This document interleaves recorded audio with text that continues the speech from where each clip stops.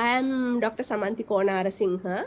I would introduce myself as a mathematician, as an artist.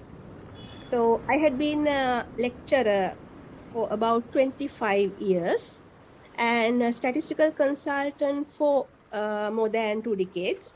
And at the moment, I am the statistical consultant and academic director of the Institute of Mathematics and Management, Sri Lanka.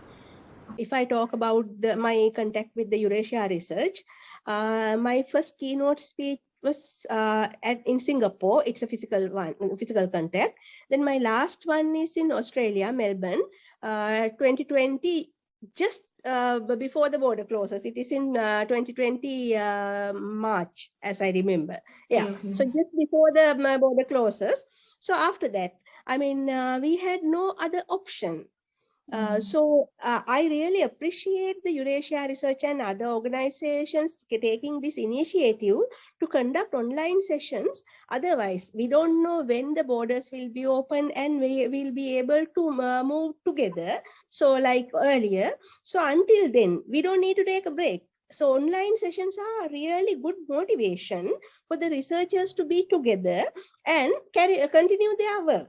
But as I said earlier, we have to move whatever happened. Still, physical conferences are more interesting.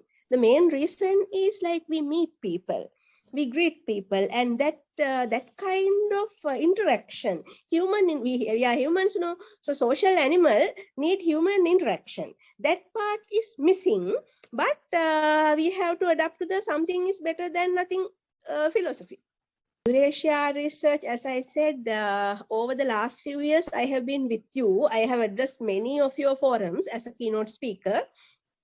So one thing I really like is whatever happens in the world, you are not stopping your work. That means you are determined to do something. For some people, when something happens, like especially the government universities, okay, now is a pandemic, so we can't do anything. So that is not your motivation. So I must thank Professor Rola Charles and your team for not stopping your work. Whatever happened, you are going on. And that Melbourne conference is a very good example.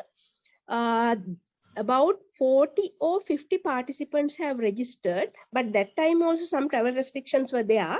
Only 5 or 6 could attend the conference. But your your agent was there and he conducted the session from morning to evening without any problem. The number of participants was not a matter.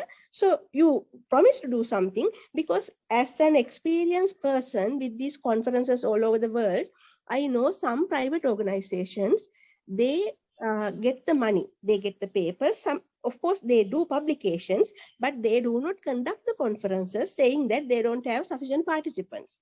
That means they are trying to cut down the cost for meals and the hotel, that whole booking and things. But Eurasia Research is not like that. I said the very good example, 4 or 5 participants, still you conducted the session. That was in Victoria University Conference Center, Melbourne City.